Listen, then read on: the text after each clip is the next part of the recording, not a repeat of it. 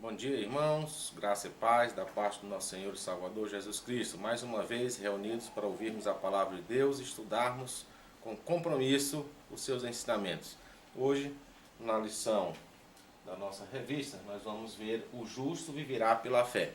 O objetivo é saber, compreender que agradar a Deus é viver na fé, pela fé e com fé. Compreender que fomos libertos do pecado e de todo legalismo. Isso graças à fé, graças à vontade de Deus, que é amorosa para conosco.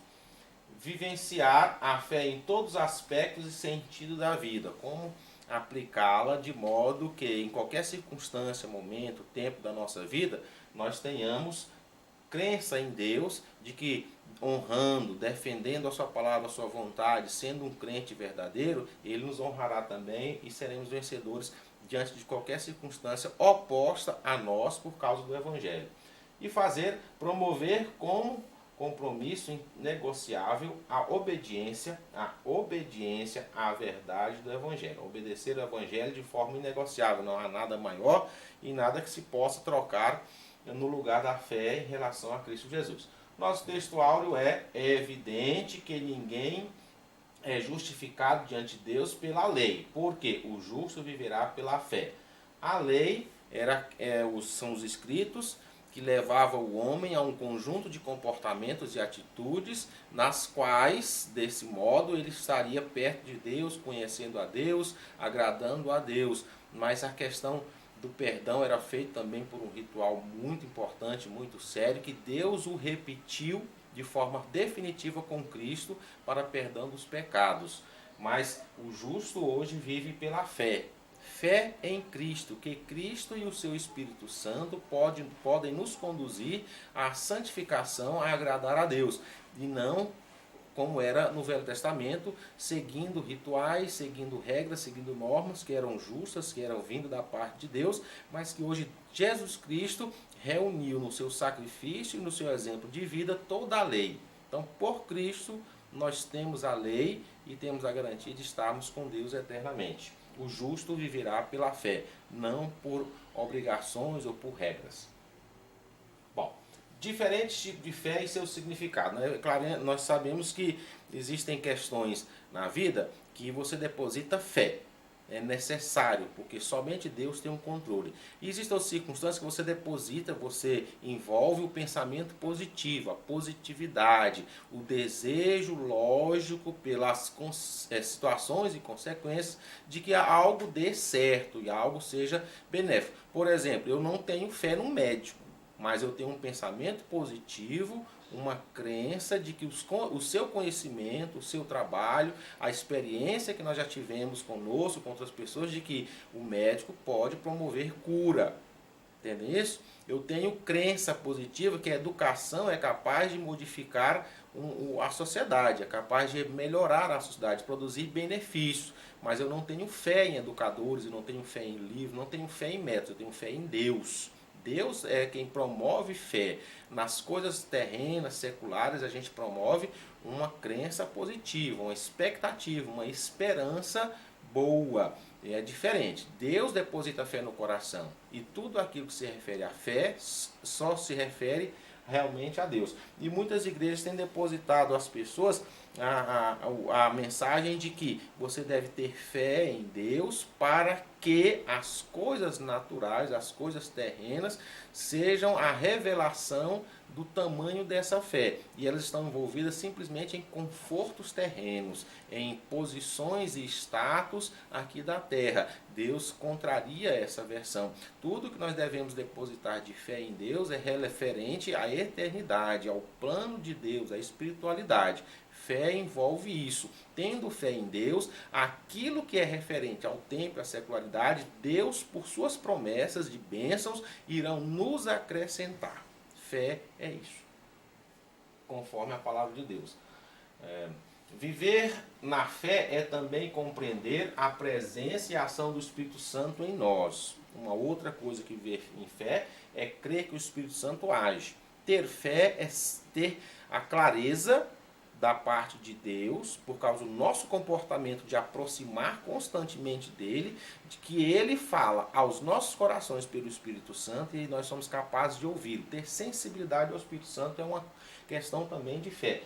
O questionamento de Paulo que lá em Gálatas capítulo 3, versículo 5, perdão, que eu vou ler agora, os irmãos terão a referência desse parte da lição. Aquele, pois, que vos concede o Espírito, claro, é Deus, e que opera milagres entre vós, porventura o fez pelas obras da lei ou pela pregação da fé? Como é que você se converteu a Cristo? Ouvindo as leis, seguindo os rituais, ou ouvindo a mensagem de Cristo, que é: creia em mim, arrependa-se dos seus pecados, volte-se para Deus e você será salvo. Essa é a mensagem do Evangelho de Jesus Cristo. Não é mate um cordeiro e sacrifique pedindo perdão. Lave-se, não toque no impuro, vá ao culto tal época, dê tantas de ofertas e assim por diante. Essas legalidades serviam para o Velho Testamento. A nova lei passa a ser aliança, é um pacto meu com Deus. Eu me aproximo de Deus, tenho dele o seu total atenção, amor e provisão. Atingiu a consciência dos Gálatas quando ele fez uma reflexão, fez eles pensarem. Quando vocês se converteram, lá no começo do nosso caminho, lá no primeiro amor, quando eu iniciei o trabalho da igreja aos Gálatas, o que vocês se converteram, por qual mensagem? Por que agora vocês estão voltando para uma outra mensagem? Estão se desviando da fé que foi explicada, foi alertada, foi anunciada no início do trabalho. O alerta aos Gálatas é: retornar ao legalismo seria como negar toda a ação do Espírito Santo. Como já vimos em lições anteriores, os Gálatas estavam vivendo uma situação, depois que Paulo já saiu de lá, deixou o trabalho andando, pessoas novas entraram na igreja, principalmente judeus que queriam colocar o legalismo, queriam retomar aos processos antes da graça para ter efeito de salvação. E Paulo aqui está alertando: não é mais pela lei, agora é pelo amor de Deus. Basta você aceitar Jesus como Salvador, crer nele, no seu sacrifício e ressurreição. Viver a fé, portanto, é ter a compreensão e a prática da presença do Espírito Santo e viver nele. Viver fé é ouvir o Espírito Santo e fazer o que ele diz de forma bem clara. A natureza carnal não pode prevalecer porque temos o Espírito. A carne tende para o mal, para permanecer no mundo, para se aproximar das ações maléficas de Satanás, mas o Espírito Santo nos leva a Deus. Eles não estão em conflito, não lutam um contra o outro. No Gálatas mesmo, capítulo 10, diz que nós não lutamos mais contra a carne, nem contra o Espírito. Nós lutamos contra o mal que vem tirar-nos desse caminho, porque o Espírito já nos regenerou, já nos salvou, e ele tem todo o poder sobre a carne. E quando é que a carne cede? Quando nós não deixamos o Espírito Santo atuar. É uma decisão que nós temos que tomar todos os dias, pedir a Deus, clamar que o Espírito Santo seja mais forte em nosso viver. Gálatas 3, versículo 1, diz assim: ó Gálatas insensatos, quem vos fascinou a vós outro, antes cujos olhos foi Jesus Cristo exposto como crucificado? Quem é que fez a fascinação maior do que Cristo crucificado, do que o Cristo que salva, o Cristo que morreu e entregou-se por nós, o sacrifício único do unigênito de Deus, que faz com que todas as ações das leis se resumissem nessa ação. Então você só precisa crer no sacrifício de Cristo, na salvação que ele promove. E então você pode viver uma vida em que o Espírito Santo vai dizer quais são as suas ações de um crente, de um salvo, de um representante do reino de Deus na terra. O significado das palavras de Paulo: os Gálatas foram fascinados. Ou seja, eles foram convencidos quanto Paulo. E agora a fascinação deles, estão voltando seus pensamentos para outras formas de viver o Evangelho, que não são as originais, como Paulo disse. E isso acontece demais na gente. Você se converteu por uma pregação. Se você se converteu de verdade, foi o Evangelho dito de forma clara, e agora você está vivendo uma vida em que as coisas do mundo são os elementos que demonstram sua salvação, você está errado. As coisas de Deus é que está presente. Quais são as coisas de Deus? Leia a Bíblia, entre nela, procure a ajuda do Espírito Santo, ele vai dizer claramente quais são. Qual que é a realidade de hoje? Dependendo do preço, da vantagem, das conveniências, das circunstâncias, muitos trocam a verdade pela mentira. Ora, é mais conveniente viver sem trabalhar na obra de Deus, porque exige sacrifício, renúncia. Ser discípulo de Cristo tem esses elementos também, mas a maioria dos elementos que se apresentam são bênçãos, são dádivas, são alegria, paz, amor. Isso é o que Deus oferece, mas antes é preciso que você faça da sua parte um compromisso, um sacrifício. E deixar as coisas do mundo dói na carne, não dói no espírito. E se o espírito prevalece, não é difícil, a gente consegue. A novidade e o modismo têm atraído muita gente, levado outros a traírem a verdade. A verdade é uma, mas o meu comodismo e a minha vontade de agradar a carne, de ouvir somente o que eu quero, de ser satisfeito, de ser exaltado e ter honra entre os homens, faz com que muitas pessoas deixem o evangelho original e vão viver um evangelho de prosperidade, como as igrejas neopentecostais, em sua maioria, estão apregoando. Nós, batistas, salvos por Jesus Cristo, fiéis à verdade da palavra, não podemos ceder a isso. Não podemos deixar que nas nossas congregações entrem pessoas que desvirtuem a verdade. E se elas tiverem, nós temos que orar e convencê-las da verdade que conhecemos em Cristo Jesus. E se porventura o Espírito Santo nos conduzir a tirá-la do meio de nós, assim o faremos, sem pesar, sem dolo, porque foi Deus quem conduziu. Deus sabe tudo o que é melhor para uma igreja. Será que estamos dando mais importância às coisas da carne, como bem, lazer, alimentação, recursos materiais e tantos outros? O que você tem pesado na sua vida? Tem mais tempo para o prazer pessoal ou mais tempo para dedicar-se a Deus? É uma questão muito importante. Viver na fé traz entendimento da importância do resgate da maldição da lei. A lei vinha para dizer, estou condenando quem não me segue. A graça vem para dizer, estou salvando aqueles que me recebem. Gálatas 3, versículo 13 diz assim: Cristo nos resgatou da maldição da lei, fazendo-se ele próprio maldição em nosso lugar, porque está escrito. Aí vem a profecia que diz a respeito disso: maldito daquele que for pendurado em madeira. E Cristo fez isso pegando para si toda a condenação da lei, toda a maldição que a lei propunha àquelas pessoas que errassem, que não as cumprissem. Então ele pega essa maldição para si no Calvário e diz: agora todo o mal que a lei produziria eternamente está em mim, porque agora todo aquele que se achegar em mim não tem mais pacto com a condenação, eles têm agora com a salvação, com a eternidade. Não há mais obrigatoriedade de errar a lei, mas de cumprir os mandamentos. E isso nós temos sim. E os mandamentos estão todos agora a partir da palavra de Jesus Cristo para a nossa vida. A lei é uma verdade a ser cumprida como regra. A graça é uma escolha, uma aceitação que não tem volta. Você se encontra com Cristo e ela te abarca, ela te agarra, ela te envolve até a eternidade. Isso é maravilhoso. Por que então ficar vivendo de comportamento, de regras, de leis, enquanto somente seguir a Deus, ser parecido com Cristo, ser um discípulo dele é o que ele exige? Não há porquê o novo carregar sobre si coisas velhas, consequências da antiga dispensação. Não podemos cometer os mesmos erros de Gálatas. O sangue de Jesus é mais poderoso do que qualquer tipo de maldição. Ora, se as pessoas estão ao longo, por circunstâncias, mais condenando pessoas por causa do seu erro, elas também precisam se corrigir. É preciso anunciar a graça salvadora para que as pessoas se convertam. Não é pelo medo, mas sim por ter consciência e saber dos benefícios que são viver na presença de Deus. O capítulo 3, versículo 24, diz assim: de maneira que a lei nos serviu de aio para conduzir a Cristo, a fim de que fôssemos justificados por fé.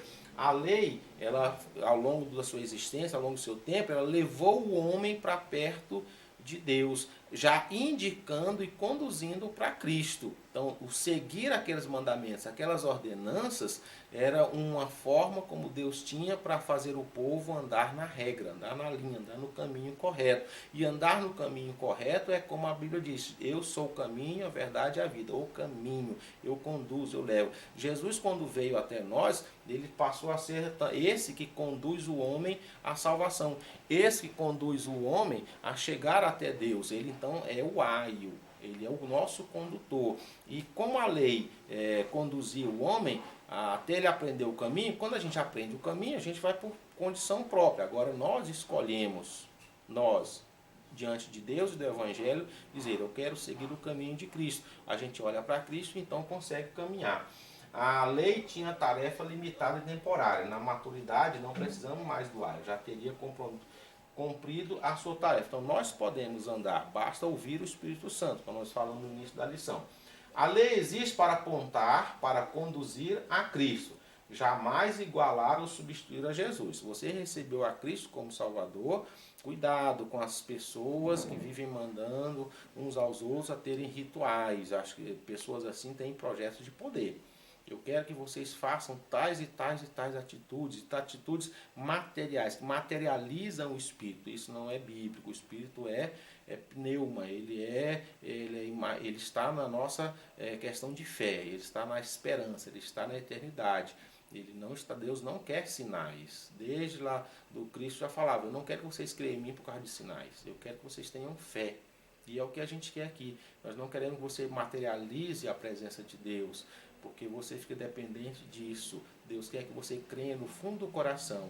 Então, práticas e rituais não salvam. Crer em Cristo, sim. Viver como Ele viveu, sim. Ter o pensamento dele, sim. Ser discípulo dele é a mostra clara de que nós somos realmente salvos, de que a lei toda se cumpriu em nós. Gálatas 3, versículo 28 diz assim: de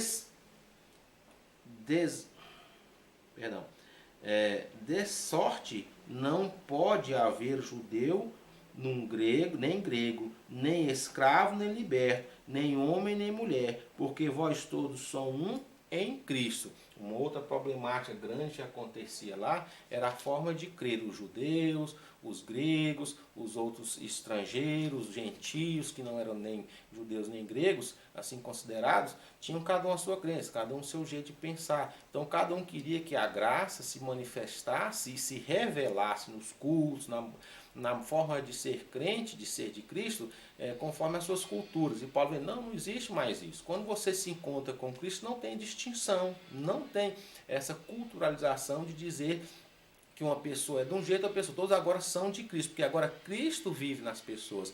Então, se eu tenho uma característica cultural de origem, de história, eu deixo de ter essa cultura, essa forma cultural de história na minha vida, como determinante da minha forma de ser com Deus, e eu passo a ser agora Cristo em mim com Deus. Cristo é quem comanda o meu ser. Então, nas nossas igrejas, nós recebemos pessoas distintas, de várias culturas, de várias histórias, de vários pensamentos. Mas quando nós nos encontramos com Cristo, tornamos pessoas de uma mesma família, como se estivéssemos vivendo na mesma história, a partir do nascimento, no mesmo lugar, com a mesma cultura, com o mesmo ensinamento, com a mesma forma de pensar e viver a vida. Porque agora a vida é comandada por Cristo. A cruz de Cristo fez toda a inimizade, separação, tanto entre homens como homens, principalmente entre homens com Deus. O homem não salvo é inimigo de Deus.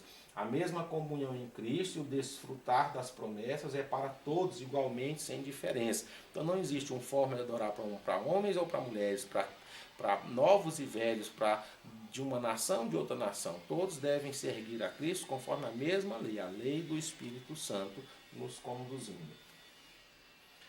Barreiras, separações, conveniências raciais são coisas que querem perverter a mensagem do Evangelho. A fé nos faz convergir para a igualdade, ser social e espiritual. Qual seja a condição pecaminosa de um ser humano, ele é alvo do amor de Cristo.